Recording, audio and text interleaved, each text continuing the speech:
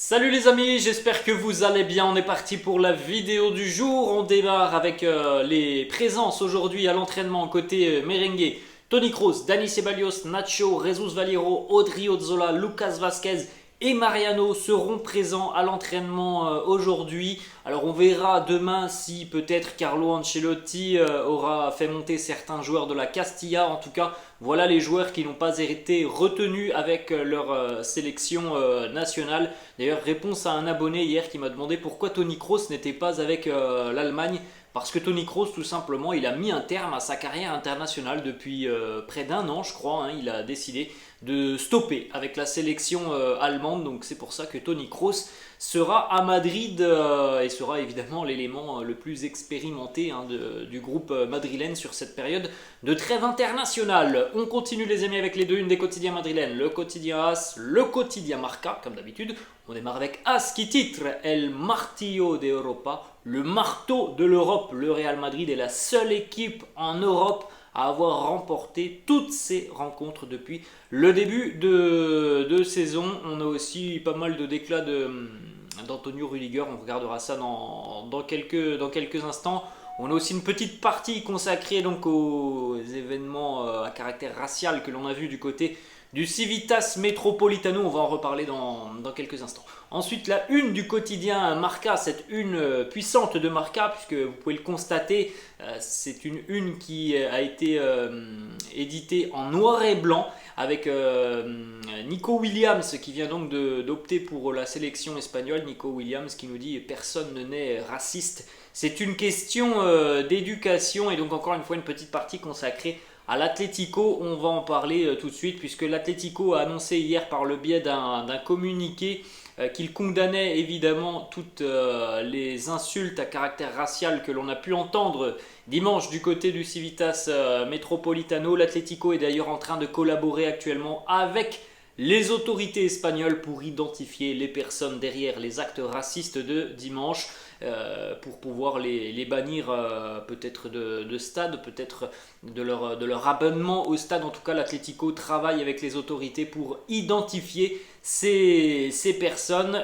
Regardez d'ailleurs une petite information qui concerne ce supporter de l'Atlético que l'on a vu, on en a parlé d'ailleurs dès lundi, qui portait donc cette peluche en mode singe avec le maillot blanc de Vinicius dessus. Et bien il faut savoir que ce supporter a été agressé dans les rues de Madrid. Là vous voyez l'image donc à droite avec la peluche et à gauche. Alors, il se promenait dans Madrid, voilà, il a résumé la situation. Il se promenait dans Madrid lorsqu'il s'est fait agresser, ce supporter de l'Atlético Madrid. Ensuite on enchaîne les amis avec pas mal de déclarations. Hier on en a parlé notamment de Marco Asensio et on a annoncé que Marco Asensio était suivi visiblement par le FC Barcelone. Marco Asensio il est avec la sélection espagnole, il a été interviewé par le quotidien la Copé. Premièrement, il a dit il n'a aucun souci avec Carlo Ancelotti, c'est une très bonne personne, je n'ai aucun problème avec Carlo, bien au contraire. Il est revenu aussi sur les sifflets il y a quelques semaines au Bernabeu. Il a dit les supporters du Real Madrid sont libres de donner leur avis. Il a avoué que face à Mallorca, il était très déçu parce qu'il sentait qu'il pouvait aider l'équipe sur le terrain, parce que Mallorca était aussi l'une de ses anciennes équipes et qu'il aurait aimé participer à la rencontre. En ce qui concerne une prolongation de contrat du côté du Real, il nous dit une prolongation avec le Real, eh bien cela ne dépend pas de moi mais de beaucoup de facteurs. J'espère que ça arrivera car j'ai toujours été très heureux au Real Madrid. Il a aussi annoncé hier que voilà, il n'avait pas forcément considéré l'option de quitter le Real cet été. Il a dit oui, il y a eu des approches de certains clubs, mais je n'ai pas réellement pensé et imaginé à quitter le Real Madrid. Dernier déclat de Marco Asensio sur donc cette information qui est sortie hier, le Barça qui visiblement est intéressé.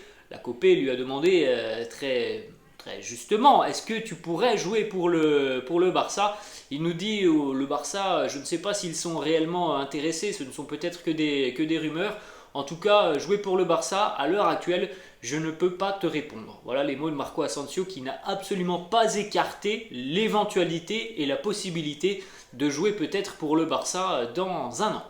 On va enchaîner les amis avec des déclarations cette fois-ci de Miguel Gutiérrez qui s'épanouit à l'heure actuelle du côté de Gérone et c'est tant mieux pour lui. Miguel Gutiérrez nous dit: chaque fois que Carlo Ancelotti m'en a donné l'opportunité, j'ai essayé de faire de mon mieux et de tout donner sur le terrain. Quand tu joues avec les meilleurs joueurs au monde, c'est difficile de se faire une place dans cet effectif. Il nous dit aussi que Marcelo, c'est une idole pour lui. Il a beaucoup appris aux côtés de Marcelo et il avoue aussi que Marcelo continue de lui envoyer des messages. Il est très attentif au développement de Miguel Gutiérrez, Marcelo, qui a gardé visiblement de très bons rapports avec le jeune défenseur formé au Real Madrid. Il nous dit aussi: je suis très content d'être à Gérone avec l'entraîneur, avec mes coéquipiers.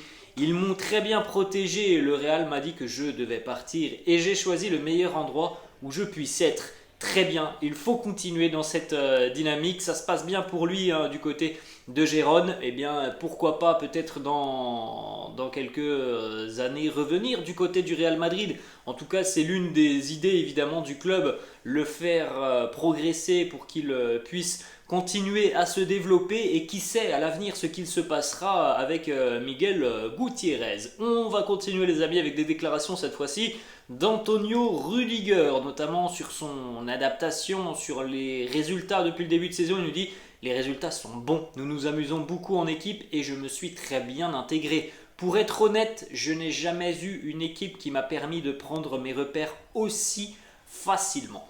Autre déclat d'Antonio Rudiger sur l'un de ses modèles, l'une de ses idoles. Il nous dit: Pepe était mon grand modèle au Real Madrid, j'ai toujours voulu être comme lui. J'avais l'habitude de regarder des vidéos de lui chevauchant ses adversaires. C'est le seul joueur pour qui j'ai attendu 1 heure avant d'avoir son maillot. Donc c'est vrai qu'on peut le dire, il y a parfois dans le jeu d'Antonio Rudiger certaines similitudes avec Pepe, notamment en ce qui concerne les duels et l'agressivité des deux joueurs qui sont réputés pour être très hargneux sur le terrain.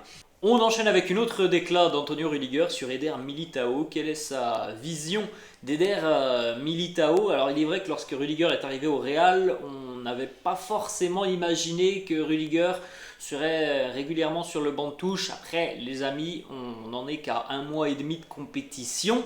Rudiger, il est en train de prendre ses repères. Carlo Ancelotti lui donne un petit peu de temps de jeu. Les choses peuvent varier à l'avenir. Il y aura peut-être aussi une certaine forme de rotation. En tout cas, Rudiger, il nous dit: quand je regarde Militao, je me vois à 24 ans. Nous sommes quasi identiques. Ça, c'est une belle déclaration d'un joueur très expérimenté comme Antonio Rudiger, qui nous parle d'un joueur un petit peu plus jeune tout de même comme Eder Militao, qui parfois est beaucoup critiqué. Eder Militao, parfois il est vrai qu'il y a des sautes d'attention dans les matchs d'Eder Militao, mais ça reste quelqu'un qui, je trouve, a un énorme potentiel. Déjà physiquement, c'est un défenseur très impressionnant, il est très rapide. Alors évidemment, il est encore en mesure de progresser, Eder Militao, mais ça reste quelqu'un qui est tout de même, je trouve, très prometteur. Ensuite, autre déclat d'Antonio Rudiger sur Toni Kroos. Il nous dit avoir découvert un nouveau Toni Kroos. Il nous dit: c'est pas le même qu'avec la sélection allemande. Il nous dit: avec la sélection allemande, avec Toni, on échangeait quelques mots, bonjour, comment vas-tu, mais ça n'allait pas plus loin, on était juste très respectueux l'un envers l'autre. Et là il nous dit: j'ai découvert un autre Toni Kroos au Real Madrid, il parle très bien l'espagnol, il est complètement ouvert et est très serviable, il m'a soutenu dès le premier jour et a proposé de m'aider avec d'autres choses plusieurs fois. C'est un gars très détendu. D'ailleurs, il nous a parlé de l'expérience de certains cadres du vestiaire et il nous dit: quand je regarde des gars comme Lucas, Toni ou Karim, ils sont si profondément détendus que même une finale pour eux est la chose la plus normale au monde. On va continuer avec 2 déclats d'Antonio Rudiger sur un élément qui l'a profondément marqué lors de son arrivée au Real Madrid. C'est avec Carlo Ancelotti et c'est quelque chose d'incroyable, je trouve, parce qu'à mon avis, c'est quelque chose de très rare dans le milieu du football. Donc Rudiger nous raconte cette petite anecdote. Il nous dit: la veille de ma présentation, j'étais dans notre nouvelle maison avec ma famille. Nous étions juste en train de faire un barbecue jusqu'à ce que la sonnette retentisse soudainement. J'ai ouvert la porte et Carlo Ancelotti se tenait juste devant moi. Ancelotti s'est mis à table, il a mangé avec nous, il a fait connaissance avec ma famille, il est resté là pendant 2 heures, on a parlé de tout et de rien. Je vais être honnête, je n'ai jamais rien vécu de tel. Aucun entraîneur n'a jamais fait quelque chose comme ça. Pour moi, il l'a dit tout simplement, c'est quelque chose d'incroyable pour lui en termes voilà, de connaissance de ces hommes. Carlo Ancelotti a fait quelque chose d'incroyable avec Rudiger qui n'a jamais eu tout simplement un entraîneur qui est venu manger chez lui juste avant sa présentation officielle dans un club. Voilà, Carlo Ancelotti, c'est un entraîneur très expérimenté qui a des méthodes peut-être à l'ancienne, mais ce sont des méthodes extrêmement efficaces et ça montre à quel point aussi c'est un entraîneur hyper humain, Carlo Ancelotti. On continue les amis avec une petite déclat de Rodrigo qui a été interrogé sur le fait de peut-être devenir le meilleur buteur de la Liga. Il nous dit ça dépend car il y a aussi Benzema, mais bien sûr je vais essayer de marquer beaucoup plus de buts. Bon, on en a parlé brièvement les amis depuis le match face à l'Atlético et même dans le courant de la semaine dernière face à Leipzig. Bon, ça semble quand même difficile d'imaginer qu'Eden Hazard va reprendre sa place de numéro 9 lorsque Karim ne sera pas là. Donc voilà, tant mieux pour Rodrigo s'il est en mesure d'être efficace lorsque l'on fait appel à lui. Et on va terminer les amis avec trois petites informations. Premièrement en ce qui concerne Sergio Arribas, véritable jeune espoir de la Castilla. Sergio Arribas, il est très talentueux, il est régulièrement décisif avec la Castilla. Eh bien, Retafe est déterminé à signer le meilleur joueur de la Castilla dès le mercato hivernal. Bon, on en est encore loin du mercato hivernal, mais on espère les amis que ce ne sera qu'un prêt. C'est un joueur très talentueux, c'est un joueur qui... c'est mon ressenti, doit à l'avenir faire partie un petit peu plus de l'effectif professionnel du Real Madrid et ce serait véritablement dommage de le laisser partir du côté de Retafe si c'était un transfert sec, si c'est un prêt pour qu'il puisse s'épanouir en Liga, prendre du temps de jeu, ça serait très bien, mais j'espère sincèrement que ça ne sera pas un transfert s'il y a un départ de Sergio Arribas. Et on termine les amis avec cette petite photo. Hier, il y avait une réunion des entraîneurs professionnels en Espagne. En grande majorité des entraîneurs évidemment de Liga et de seconde division étaient présents. Bon, il y avait quelques absents, mais il y avait quand même beaucoup de présents, notamment par exemple Xavi, Ancelotti, Unai Emery, Valverde qui était présent lors de cette réunion. Et il y a eu une petite poignée de main entre Xavi et Carlo Ancelotti. Les caméras du Chiringuito étaient présentes. Les caméras du Chiringuito ont d'ailleurs capté ce petit échange entre Xavi et Ancelotti. Xavi qui lui a dit cette année ça va être encore plus resserré que les saisons précédentes. Et Ancelotti lui a répondu oui, je crois aussi. Voilà les mots de Xavi envers Ancelotti. On s'attend évidemment à un très très grand duel tout au long de la saison entre le Barça et le Real. Voilà les amis, la fin de cette vidéo, j'espère que ça vous a plu. N'hésitez pas comme d'habitude à lâcher un petit pouce bleu. N'hésitez pas non plus à vous abonner à la chaîne. Je vous laisse et je vous dis à demain. Ciao.